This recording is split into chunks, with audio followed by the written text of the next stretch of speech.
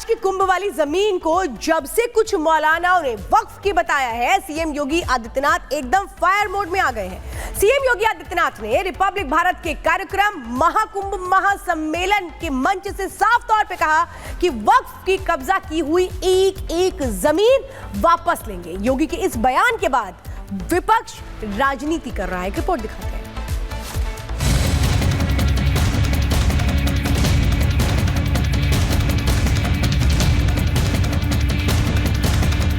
क्योंकि हमें तो कभी कभी डर लगता है कि कहीं इससे ज्यादा इनको और एक्सपोज करें तो कहां ये मोती खाने लायक बचेंगे,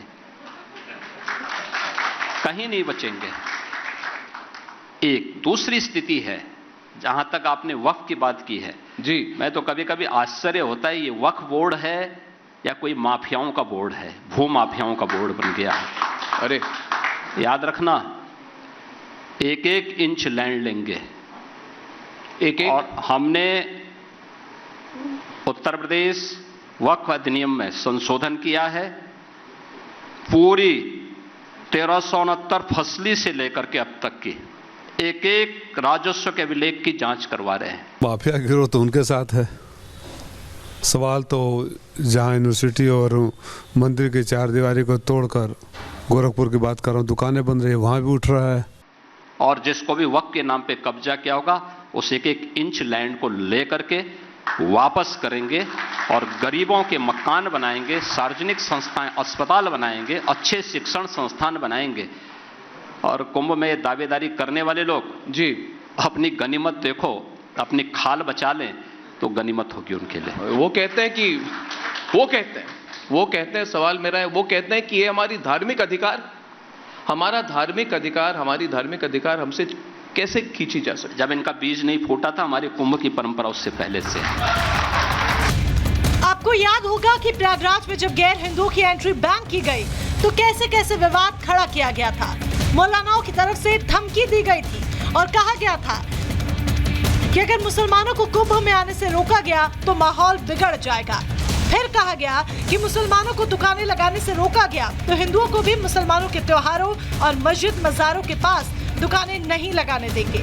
और तो और बीते दिनों तो ऑल इंडिया मुस्लिम जमात ने कुंभ मेला क्षेत्र की जमीन को ही वक्फ का बता दिया था कि जो जमीन है, जिस जमीन पर, जमीन के बहुत सारे हिस्से पर जो शामियाने तंबू वगैरह लगाए गए हैं, इंतजाम किए गए हैं, मेला लग रहा है, ये वक्फ की जमीन है और वहाँ के मुसलमानों की जमीन है।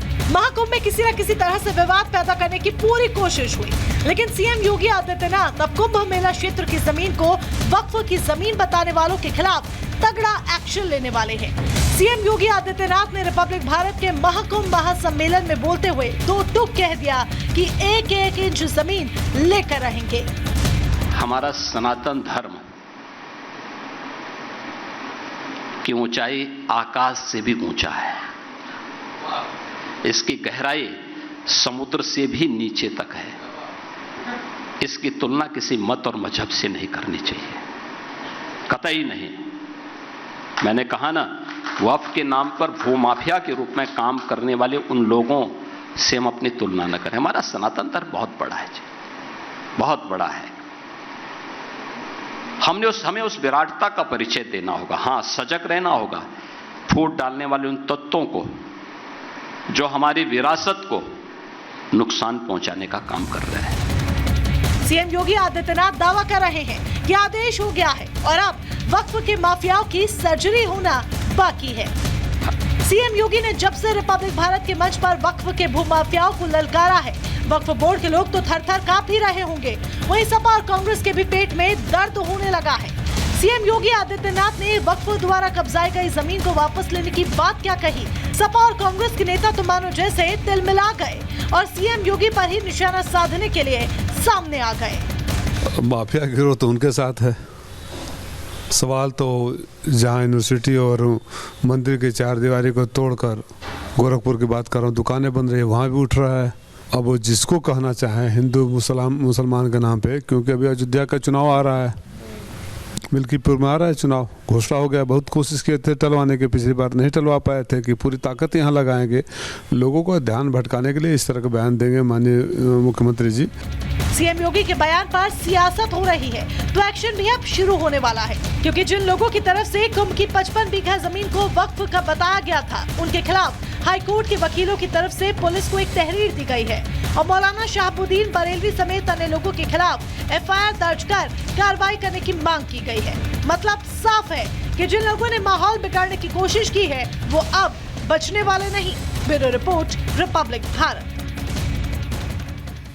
तो सीएम योगी आदित्यनाथ ने साफ तौर पर कह दिया है कि वक्फ की एक एक जमीन की जांच होगी और जिन जमीनों पर कब्जा किया गया है उन पर सरकार अधिग्रहण करेगी। क्या कुछ कहा, सुनिए। मैं तो कभी कभी आश्चर्य होता है, ये वक्फ बोर्ड है या कोई माफियाओं का बोर्ड है, भू माफियाओं का बोर्ड बन गया है। अरे याद रखना, एक एक इंच लैंड लेंगे। और हमने उत्तर प्रदेश वक्फ अधिनियम में संशोधन किया है। पूरी 1369 फसली से लेकर के अब तक की एक एक राजस्व के अभिलेख की जांच करवा रहे हैं और जिसको भी वक्फ के नाम पे कब्जा किया होगा उस एक एक इंच लैंड को लेकर के वापस करेंगे और गरीबों के मकान बनाएंगे, सार्वजनिक संस्थाएं, अस्पताल बनाएंगे, अच्छे शिक्षण संस्थान बनाएंगे।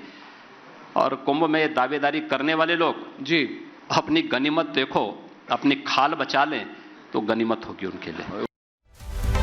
और आइए अब आपको बताते हैं, संभल टू वक्फ बाबा कैसे सख्त, वक्फ बोर्ड या फिर माफियाओं का बोर्ड। योगी आदित्यनाथ ने साफ तौर पर यह कहा, अवैध जमीन की एक एक इंच हम वापस लेंगे। जो जमीन उन्होंने ले लिया अवैध तरीके से, वक्फ बोर्ड की अवैध जमीन लोगों को मिलेगी। अवैध कब्जे पर अस्पताल, शिक्षण संस्थान बनेंगे। पुराने जख्म का इलाज होना बहुत जरूरी है, ये दो टूक योगी आदित्यनाथ ने कहा। 24 नवंबर को संभल में माहौल खराब किया गया था, हिंसा का दौर सबने देखा था और जानबूझकर माहौल खराब किया गया था। संभल का इस्लामीकरण करने के साक्ष्य सामने आ रहे हैं। एक एक चिन्ह नष्ट कर सबूत मिटाने की कोशिश की गई। सनातन विरासत से जुड़े स्थलों को ताला लगाया गया है। बावड़ी और कुएं पाट कर लोगों के घर बना दिए गए, यानी बताने की कोशिश योगी आदित्यनाथ की कि कैसी सब चीजें छिपा दी गई। संभल में 1978 में 184 हिंदुओं को जला दिया गया था और अब इसी मामले में यह कहा जा रहा है कि जांच करवाई जाएगी और एएसपी को इस पे कहा गया है कि रिपोर्ट तैयार करके 1 हफ्ते के अंदर दिया जाए। और इसी को लेकर के अब हड़कंप भी मचा है। अगली खबर के लिए प्रियंका को रुख करेंगे। तो देखिए, उत्तर प्रदेश के संभल में 24 नवंबर को हुई हिंसा के बाद तो सीएम योगी एकदम अलग ही फायर मोड में है। संभल के दंगाइयों पर एक्शन तो हो ही रहा है, वहीं 1978 में हुए संभल दंगे की जांच भी कराने का आदेश दे दिया गया है। कल ही सीएम योगी ने रिपब्लिक भारत के मंच से कहा था कि 1978 में जो हिंदू जलाकर मार दिए गए थे उनके गुनहगारों का हिसाब होना चाहिए, तो अब जांच के आदेश भी दे दिए गए हैं।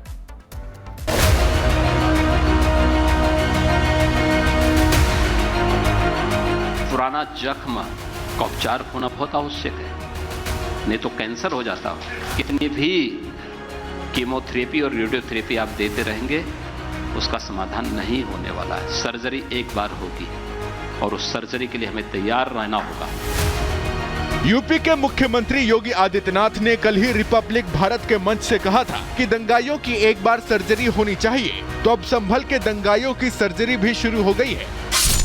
संभल में 47 साल पहले 1978 में हुए दंगों की जांच सीएम योगी फिर से कराने जा रहे हैं।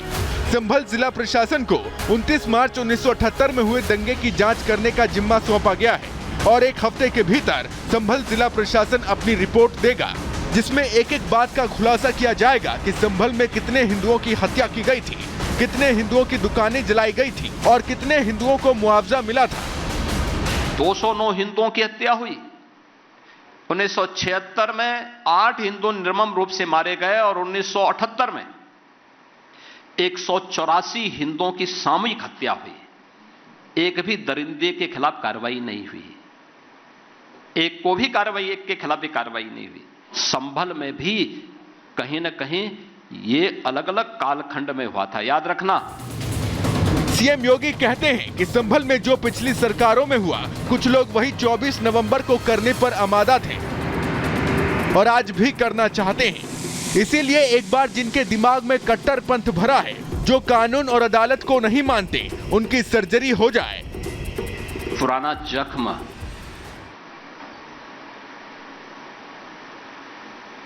का उपचार होना बहुत आवश्यक है, नहीं तो कैंसर हो जाता हो।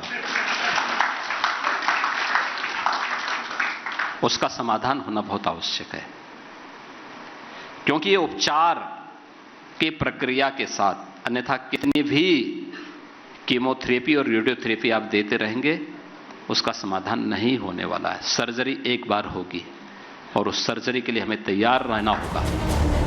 योगी सरकार की नीति एकदम स्पष्ट है कि सनातन पर प्रतिघात करने वाला कोई नहीं बचेगा।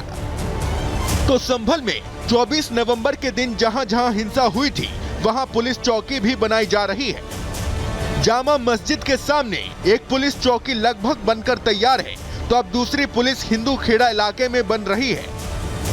मतलब साफ है कि 1978 से लेकर अब तक जिन जिन लोगों ने हिंदुओं पर अत्याचार किया है, सनातन पर प्रहार किया है, वो कोई बचने वाला नहीं है। Bureau report, Republic Bharat.